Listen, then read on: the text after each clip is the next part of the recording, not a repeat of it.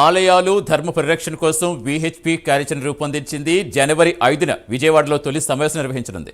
ప్రభుత్వ ఆధీనంలో ఆలయాలు వద్దని విహెచ్పి అంటోంది.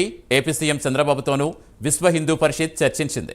డిప్యూటీ సీఎం పవన్ కళ్యాణ్ సనాతన ధర్మ పరిరక్షణ నినాదంతో విహెచ్పి అడుగులు వేస్తోంది. విజయవాడ వేదికగా ధర్మ పరిరక్షణ విధానంపై ప్రకటన చేయనుంది. సో పూర్తి సమస్యలు ఇచ్చేందుకు ఫీల్డ్లో మా నేషనల్ బ్యూరో చీఫ్ కళ సిద్ధంగా ఉన్నారు. కళ, ఏంటి అసలు విహెచ్పి సమావేశ అజెండా ఏంటి? సమావేశం ఎప్పుడు? జనవరి 5 అంటే ఏ టైం జరిగే అవకాశం ఉంది? ఏర్పాట్లు ఎలా ఉన్నాయి? విజయవాడలో పెట్టడానికి గల ప్రధాన కారణం ఏంటి? సతీష్, ఈరోజు ఒక సెన్సేషనల్ ప్రెస్ మీట్ అని చెప్పవచ్చు.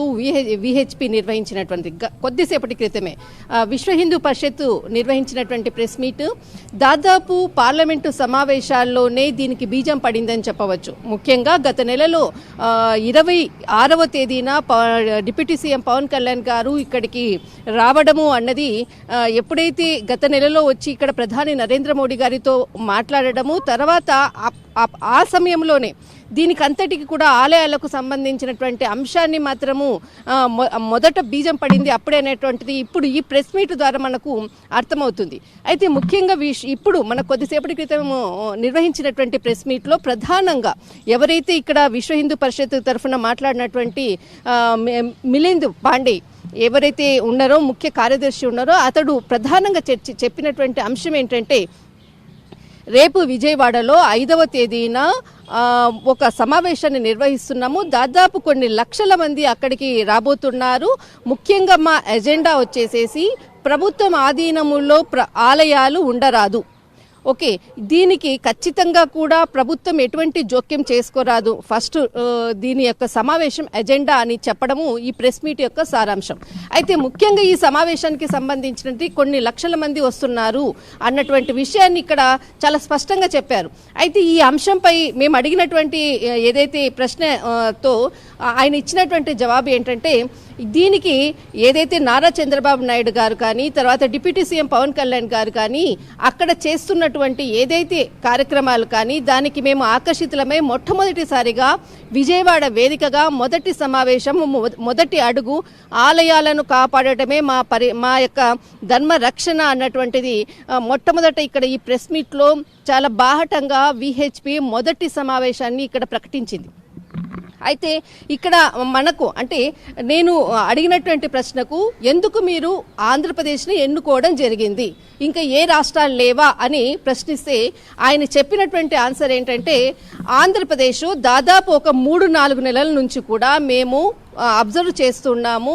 అక్కడ సనాతన ధర్మ పరిరక్షణ కొరకు అక్కడ డిప్యూటీ సీఎం పవన్ కళ్యాణ్ గారు కానీ, తర్వాత లడ్డు అంశం మీద కానీ చంద్రబాబు నాయుడు గారు లేవనెత్తినటువంటి అంశం కానీ ఖచ్చితంగా ఒక హిందూ ధర్మాన్ని, సంస్కృతిని సంరక్షణ చెయ్యాలన్నటువంటి అక్కడ ఒక మంచి ప్లేస్ అని చెప్పవచ్చు. ఆ స్టేట్ అంతా కూడా మాకు ఒక మంచి మూమెంట్ కనపడ్డది. అందుకే మా మొదటి ప్రయత్నము, మా మొదటి సమావేశము విజయవాడలో 5వ తేదీన కొన్ని లక్షల మందితో ప్రారంభించబోతున్నాము.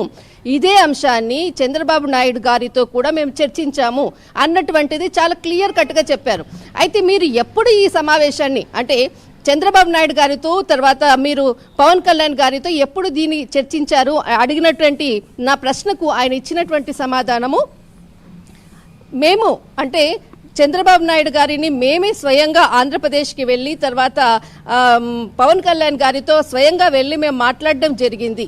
వాళ్ళ నుంచి వచ్చినటువంటి స్పందనతోటే మేము ఆంధ్రప్రదేశ్లో అంటే జనవరి 5వ తేదీన సమావేశాన్ని పెట్టబోతున్నాం అన్నటువంటి ప్రశ్నకు జవాబు ఇచ్చారు. ఈ మరొక ప్రశ్నకు అంటే ఎందుకు మీకు అక్కడ ప్రధానంగా ఏ అంశాలు మీకు అక్కడ ఒక పాజిటివ్ వైబ్ కనపడ్డది అన్నటువంటి ప్రశ్నకు ఆయన ఇచ్చినటువంటి సమాధానం, ఖచ్చితంగా అక్కడ మనకు గత కొన్ని నెలలుగా జరుగుతున్నటువంటి అంశం లడ్డు అంశమైనా కానీ, తర్వాత మనకు ఏదైతే అంతర్వేది రథయాత్ర అయినా కానీ అక్కడ దాడులు జరుగుతున్నాయి. తర్వాత ప్రభుత్వంపై అంటే గత ప్రభుత్వం చేసినటువంటి అంశాలను కూడా మేము అబ్జర్వ్ చేసాము, ఇప్పుడు కూడా మేము చూస్తున్నాము. కాబట్టి మేము అక్కడ ఏపీలో పెట్టబోతున్నాం అన్నటువంటిది ఆన్సర్ ఇచ్చారు. అయితే దీనికి మొదట బీజం పడింది ఎక్కడ అంటే పార్లమెంటు శీతాకాల సమావేశాల్లో దీనికి బీజం పడింది. డిసెంబర్ 2వ తేదీ నుంచి 6వ తేదీ వరకు దాదాపు 114 మంది వాలంటీర్లతోటి మొత్తము టోటల్ ఎంటైర్ ఆల్ స్టేట్స్కి సంబంధించినటువంటి ఎంపీలతోటి 350 మంది ఎంపీలను వాళ్ళు ఒక్కొక్క వాలంటీర్ వెళ్ళి మీ రాష్ట్రంలో ఉన్నటువంటి ప్రాబ్లమ్స్ ఏంటి, మీ రాష్ట్రంలో ఉన్నటువంటి టెంపుల్స్ ఏంటి, టెంపుల్లో ఏ విధంగా వాటిని సంరక్షిస్తున్నారు అన్నటువంటి టోటల్ డాటా తీసి విహెచ్పికి ఇవ్వడం జరిగింది. అంటే డిసెంబర్ 2 నుంచి 6వ తేదీన ఈ 3 రోజులు జరిగినటువంటిది దాదాపు 350 మంది ఎంపీలను వాళ్ళను మొత్తం అంత డాటా తీసుకొని విహెచ్పికి ఇవ్వడంతో ప్రధానంగా ఈ అంశాన్ని లేవనెత్తి టెంపుల్స్ని పరిరక్షించాలి. ఆ మొదట అడుగు ఆంధ్రప్రదేశ్లో 5వ తేదీన ప్రారంభం కాబోతుంది. సతీష్, ఎస్, అంటే కళ మనం ప్రధానంగా చూసుకోవాల్సింది ఓకే వాళ్ళ నినాదం వారి ఆంధ్రప్రదేశ్లో పెట్టడం నిజంగా మన అందరికీ చాలా మెచ్చుకోదగ్గ విషయం. బట్ ఏంటంటే ప్రభుత్వ ఆధీనంలో టెంపుల్స్ ఉండకూడదు అంటే ఏంటది అసలు, దానికోసం ఎంతగా చేయాలి, డిస్కషన్ చేయాలి, ఎప్పుడు అమలయ్యే అవకాశం ఉంది, ఏంటి ప్రభుత్వ ఆధీనంలో ఆలయాలు ఉంటే ఎక్కడ లోపం కనిపిస్తోంది విహెచ్పికి? సతీష్, ఈ ప్రశ్న నేను అంటే ఎందుకు మీరు టెంపుల్స్నే తీసుకోవడం జరిగింది అంటే ఇప్పుడు అంబేద్కర్ విషయం ఎత్తిన తర్వాతనే మీరు ఈ టెంపుల్ విషయాన్ని లేవనెత్తుతున్నారా అన్నటువంటి ప్రశ్న నేను వేస్తే అడిగినటువంటి ఆయన ఒకసారి నవ్వి వెంటనే జాబ్ చెప్పాడు. మేము దాని కొరకు మేము చెయ్యట్లేదు, టెంపుల్స్ యొక్కది మాకు ఎప్పటి నుంచే ఎజెండా ఉంది. మేము డిసెంబర్ 6వ తేదీ అంటే డిసెంబర్ 2 నుంచి 6వ తేదీ వరకు కూడా మేము ఒక డాటా తీసాము. దీని కొరకు గ్రౌండ్ లెవెల్లో ఇప్పటికే ఏపీలో కొన్ని వందల మంది కూడా గ్రౌండ్లో ఉన్నటువంటి మొత్తం అంతా సర్వే చేశారు. మేము తీసినటువంటి డాటా ఇది, దానికి దీనికి ఏ సంబంధం లేదు అన్నది ఫస్ట్ పాయింట్. సెకండ్ పాయింట్ అంటే మీరు అడిగినటువంటి ప్రశ్న ఇప్పుడు ఎందుకు ఈ టెంపుల్కి సంబంధించినదే ఎప్పుడు దీన్ని పరిరక్షణ అంటే ఇందులో ఏ ప్రభుత్వ వ్యక్తి ఉండరాదు. ఫస్ట్ పాయింట్ అంటే ప్రభుత్వం ఎట్టి పరిస్థితుల్లో జోక్యం చేసుకోరాదు. ఆలయాలకు కొన్ని కోట్ల రూపాయలు వస్తుంది, కానీ ప్రభుత్వము తీసుకొని ఆలయాల పరిరక్షణకు దాదాపు ఖర్చుకు కూడా డబ్బులు ఇవ్వకుండా కొన్ని ఆలయాలు మూతపడుతున్నాయి. ఎందుకు హిందువుల యొక్క ఆలయాలకి ఎందుకు ఈ విధంగా అవుతుంది? ప్రభుత్వం సరైన చర్యలు తీసుకోవట్లేదు. అందుకే మేము ఈ అడుగు వేయవలసి వచ్చింది. మొట్టమొదటగా ఆలయాల పరిరక్షణే మా యొక్క ఎజెండా అన్నటువంటిది ఇక్కడ చెప్తున్నారు. అయితే ఇక్కడ ఈ కమిటీలో ఏ విధంగా ఉంటుంది, ఏ విధంగా దీనిని నిర్వహిస్తారు అన్నటువంటి ప్రశ్నకు ఆయన ఇచ్చినటువంటి జవాబు, దీనిలో ఖచ్చితంగా కూడా ఒక వ్యక్తి అంటే ఎవరు కూడా దీనికి అంటే బంధువులు, ప్రభుత్వానికి సంబంధించినటువంటి అధికారులు ఎవరు ఉండరాదు.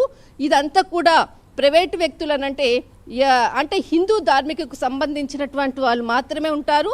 అందులో విహెచ్పి ఖచ్చితంగా అంటే టోటల్ అంతా కూడా టెంపుల్స్ని చూసుకునేటటువంటిది అంతా ఉంటుంది. దాని నుంచి వచ్చేటటువంటి ఫండ్ని మాత్రము ఖచ్చితంగా అది హిందువులకు మాత్రమే ఉపయోగకరంగా ఉండే విధంగా మేము ప్రణాళిక చేస్తున్నాము.